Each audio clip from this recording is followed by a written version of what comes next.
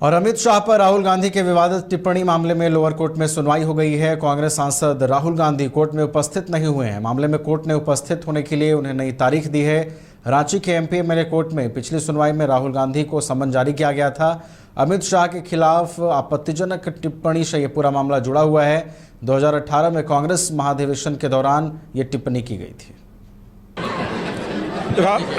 राहुल गांधी जी की उपस्थिति के लिए न्यायालय में तिथि निर्धारित था। आज तक हो जाना चाहिए था। राहुल गांधी को जानकारी है कि भैया न्यायालय ने सम्मन इशू किया है और उन्हें उपस्थित होना चाहिए। बार बार वो न्यायालय का मजाक उड़ा रहे हैं और ना ही मेरे जानकारी के हिसाब से आज तक तो उपस्थित हुए नहीं।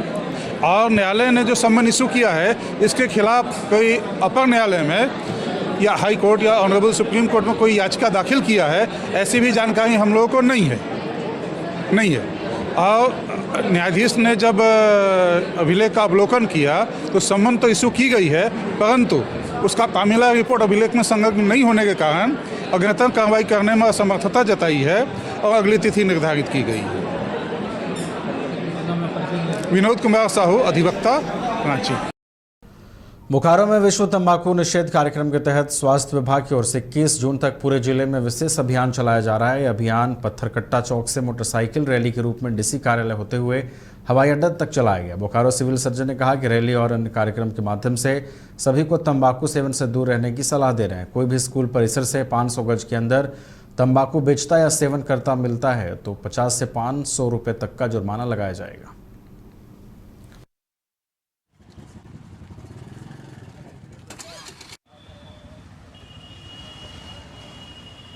सर इधर देखिए। हेलो। हाँ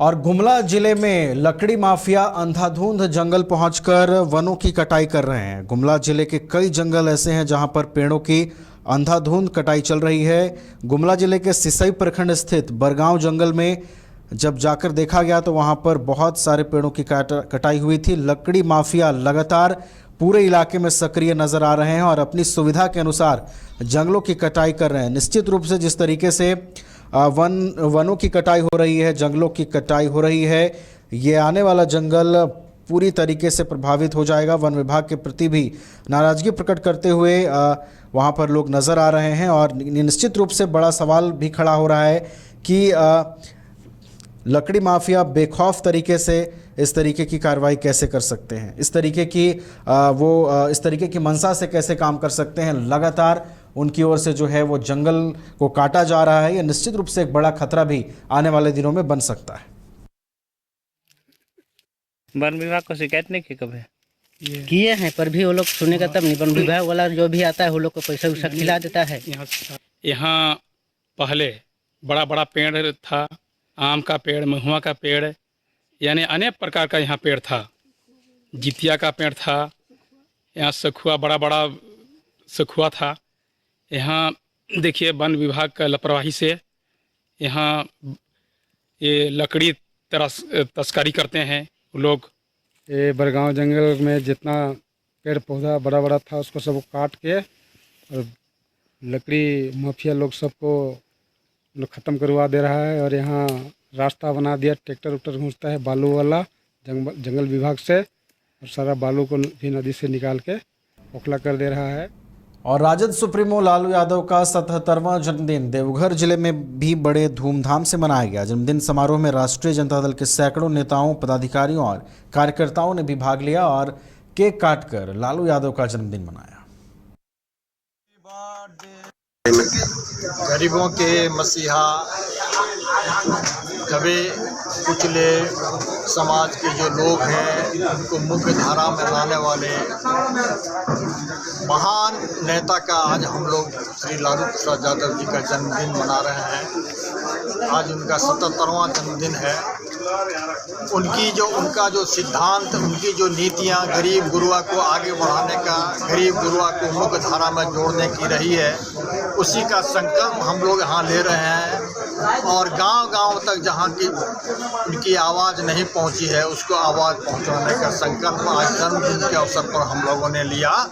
और इस तरह से एक जो क्रांति उन्होंने समाज के बीच में लाई है, समाज को मुख्य धारा में जोड़ने का काम। झारखंड में साल के अंत में विधानसभा चुनाव होने हैं। इसके लिए राष्ट्रीय पार्टियों के साथ क्षेत्रीय पार्टियों ने भी अपनी तैयारियां तेज कर दी हैं। वहीं विधानसभा चुनाव में अपनी दावेदारी पेश करने वाले संभावित निर्दलीय प्रत्याशियों ने भी तैयारियां शुरू कर दी हैं। बाघमारा विधायक ढुल्लू महतो सांसद बने हैं।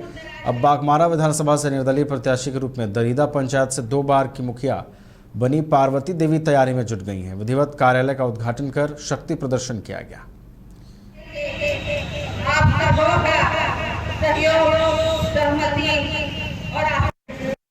हमारे रणनीति यही है कि बाघमारा में युवाओं का रोजगार है और हमारा मुद्दा भी युवाओं के रोजगार का ही होगा।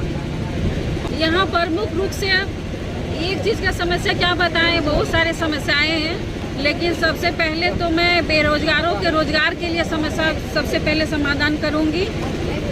और यहाँ से जो प्लान किया जा रहा है दूसरे स्टेट पे, उस प्लान को मैं रोकूंगी नहीं। अभी तक हम लोग निर्दलीय हैं और निर्दलीय से ही चुनाव लड़ेंगे। और आगे जो किसी पार्टी से होगा तो सबसे पहले मैं अपने युवाओं जो हमसे जुड़े हुए हैं, माताएं जो जुड़े हुए हैं, पहले उनसे कंटेस्ट होंगी, इसके बाद में आगे के निर्णय। बीएसएल के सेक्टर 11D के स्कूल से छात्र और छात्राओं को सेक्टर 8B में स्थानांतरित करने का मामला तूल पकड़ रहा है। इस मामले में छात्र और उनके अभिभावक अब उग्र होने लगे हैं। आंदोलन की धमकी दी जा रही है। छात्रों का कहना है कि जिस स्कूल में शिफ्ट करने की बात चल रही है वहां खटाल है और वह सुरक्षित नहीं है। सुरक्षा कारणों से विरोध किया जा रहा है और इस शिफ्टिंग का पुरजोर विरोध करेंगे।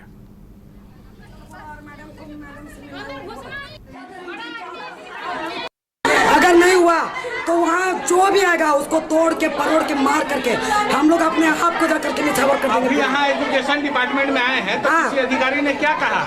उस अधिकारी ने सिर्फ यही बोला जा रहा है, उन लोग यही कह रहा है कि नहीं स्कूल का तोड़ फोड़, जैसे कि मैनेजमेंट में कमी है, टीचर नहीं है।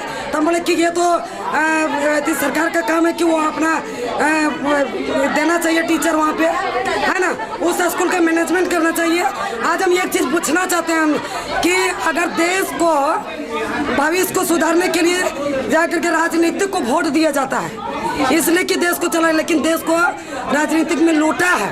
यही मामला में हम लोग फंसे हुए हैं कि हम लोग स्कूल नहीं खुल रहा, 8 भी जा रहा है। हम लोग जब से एग्जाम दिए 9 क्लास के, उसके बाद से हम लोग स्कूल नहीं खुला। बोलता है कि इलेक्शन की वजह से नहीं खुला। इलेक्शन सारा स्कूल में होता है, बट हम लोग स्कूल एमिटी यूनिवर्सिटी का पटना और रांची कैंपस पिछले कई सालों से लगातार शिक्षा के क्षेत्र में अनमैच्ड एक्सीलेंस प्रदान कर रही है। यूनिवर्सिटी रिसर्च और इनोवेशन और के कल्चर को बढ़ावा देती है और यही कारण है कि यहाँ के शिक्षकों और छात्रों ने मिलकर अब तक 1000 से ज्यादा रिसर्च पेपर और 100 से ज्यादा पेटेंट फाइल किए हैं। 26 से अधिक पेटेंट पब्लिश्ड हुए हैं और 3 पेटेंट ग्रांट भी हो चुके हैं। और यही नहीं, यहाँ के फैकल्टीज और स्टूडेंट 100 से अधिक किताबें पब्लिश भी कर चुके हैं।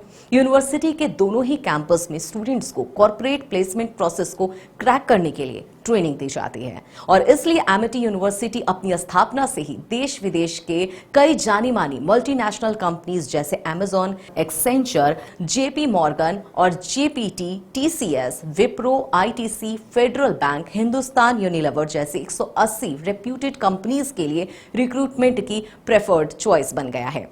यही वजह है कि आयुष कुमार को जेपीटी कंपनी लिमिटेड में 24 लाख, जान निशार अख्तर को अमेजॉन से 30 लाख और देव नरूला को ह्यूमन होल्डिंग कंपनी लिमिटेड से 44 लाख 50 हजार का पैकेज मिला है। वहीं सुमन गुप्ता को पालो ऑल्टो में मिले 47 लाख के हाईएस्ट पैकेजेस से यूनिवर्सिटी ने बिहार और झारखंड में एक नया रिकॉर्ड कायम किया है। नए अनुभव, जोश और उमंग का बेजोड़ संगम है छोटा नागपुर वाटर किंगडम। यहां आपको पुल पार्टी से लेकर वाटर वेव का होगा एकदम नया अनुभव। सबसे ज्यादा स्लाइड वाला राज्य का पहला वाटर पार्क का नाम है छोटा नागपुर वाटर किंगडम। तो परिवार के साथ आए रातू फन कैसल के पास स्थित छोटा नागपुर वाटर किंगडम।